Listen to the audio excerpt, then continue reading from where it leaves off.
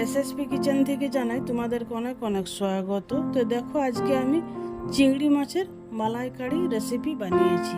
তো এই চিংড়ি মাছের মালাইকারি রেসিপিটা কিভাবে বানিয়েছি আর কি কি দিয়েছি পুরো ভিডিওটা দেখো, আশা করছি ভালো লাগবে। আর ভালো লাগলে অবশ্যই একটা লাইক শেয়ার করো এবং পাশে থাকার অনুরোধ রইল। আর এই রান্নাটা খুব সিম্পল এবং খুব সহজভাবে বানিয়ে দেখিয়ে দেবো, তো স্কিপ না করে পুরো ভিডিওটাই দেখার অনুরোধ রইল। তো চলো দেখি কী কী নিয়েছি। নিয়েছি সাদা সর্ষে 1 চামচের মতো, আগের থেকে ধুয়ে জলে ভিজে দিয়ে রেখেছিলাম। নিয়েছি টমেটোর কুচি, সিদ্ধ আলু, আর নিয়েছি নারকেল কুচি, নিয়েছি চিংড়ি মাছ ভাজা আগের থেকে ভেজে রেখেছিলাম, আর নিয়েছি কিছুগুলো ছাঁচি পেঁয়াজ। তো সবগুলো আবার দেখিয়ে দিই, এগুলো দিয়ে আজকে রান্নাটা করব। তো প্রথমে মিক্সির বাটিতে দিয়ে দিলাম টমেটোর কুচি, একটা বড় সাইজের টমেটো নিয়েছি, আর 1 চামচের মতো সাদা সর্ষে দিয়ে দেবো, নারকেল কুচি দিয়ে দেবো, একটা শুকনো লঙ্কা। তোমরা চাইলে শুকনো কাঁচা দুটোই দিতে পারো বা যে কোনো একটা দিলেই হবে। আর দিয়ে দেবো 2 চামচের মতো সেমা চাল, আর দিয়ে দেবো একটা ছোট সাইজের পেঁয়াজ।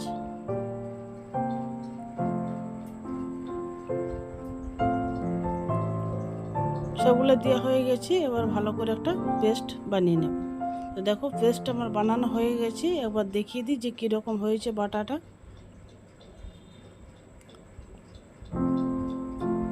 কিন্তু খুব সুন্দর হয়েছে। কড়াইটা চাপিয়ে দিয়েছি, দিয়ে দেবো একটুখানি সরষের তেল। মাছটা যেহেতু ফ্রিজের মধ্যে ছিল তাই আরেকবার মাছটাকে ভেজে নেব। কালকে কিছুগুলো করেছিলাম আর আজকে কিছুটা করব বলে রেখেছিলাম।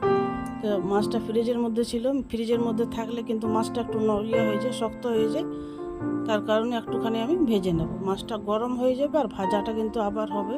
তো মাছটা আমি আগের থেকে লবণ হলুদ দিয়ে ভেজে রেখেছিলাম, আর একটুখানি ভেজে নিলেই হবে। 1-2 বার উলট পালট করলে নামিয়ে দিলেই হবে।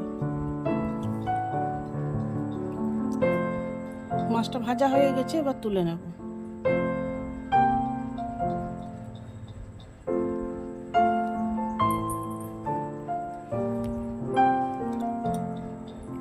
ওই কড়াইয়ের মধ্যে দিয়ে দেবো আর একটুখানি সরষের তেল,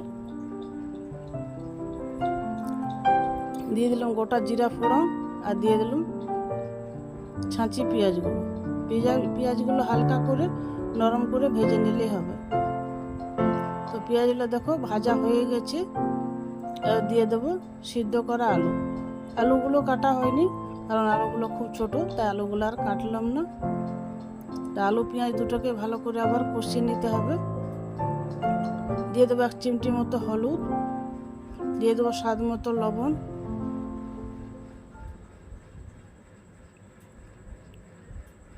সবগুলো ভালো করে আবার কষিয়ে নিতে হবে। কষানো হয়ে গেছে, আবার দিয়ে দেবো বেটে রাখা মশলাটা।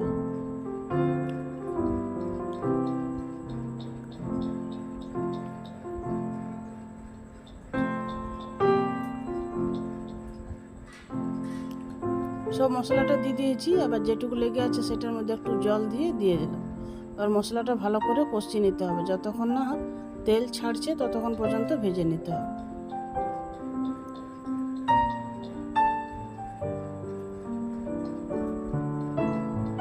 দেখো এখন কিন্তু কত সুন্দর লাগছে দেখতে কালারটা মশলার।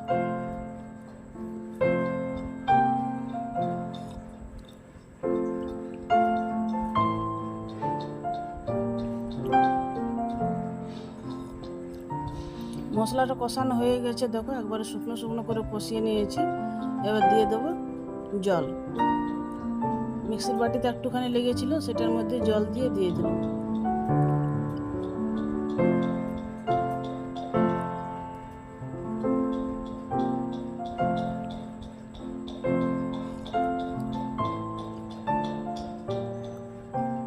ভালো করে মেশানো হয়ে গেছে, এবার দিয়ে দেবো স্বাদ মতো চিনি বা টেস্ট মতো চিনি দিয়ে দিলাম, আর দিয়ে দেবো লিকুইড দুধ। প্যাকেটে দুধ নিয়েছি, তোমরা চাইলে গুঁড়ো দুধ দিতে পারো বা নারকেল দুধ দিলেও হবে, যেহেতু চিংড়ি মাছের নারকেল দুধটাই দেয়। আর ওই মশলাটাতে কাজু পোস্ত দিতে পারো। কাজু পোস্তটা আমি দিইনি, কারণ আমি দিয়েছি সেমা চাল, তার বদলে দিয়েছি নারকেল। তো মশলাটা কষানো হয়ে গেছে, দেখো হালকা হালকা করে ফুটে উঠছে। এবার দিয়ে দেবো ভেজে রাখা মাছগুলো। মাছগুলো দিয়ে একটুখানি ফুটিয়ে নিলেই হবে, যাতে মাছটা একটু নরম হয়ে যায়।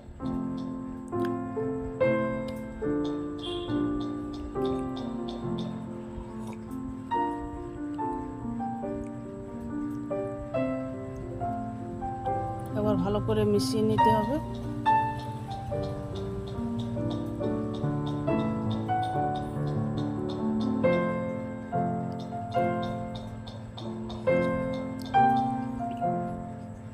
এলে মশলাটা খুব সুন্দরভাবে মাছের মধ্যে ঢুকে যাবে। তো দেখো ঝোলটা কিন্তু অনেকটাই ঘন হয়ে গেছে, আর ঠান্ডা হলে পরে আর একটুখানি ঘন হয়ে যাবে।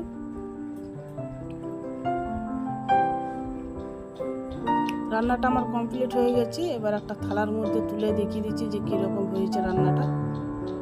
তো দেখো কত সিম্পল এবং খুব সহজভাবে বানিয়ে দেখিয়ে দিলাম।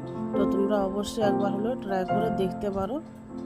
খেতে কিন্তু দারুণ টেস্ট হয়। এই গ্রেভিটা দিয়েই এক থালা ভাত খেয়ে নেবে, এতটা টেস্টি হয়। তো ভাত, রুটি, পরোটা সবের সাথে ভালো লাগবে, কারণ আলুটা দেওয়া আছে।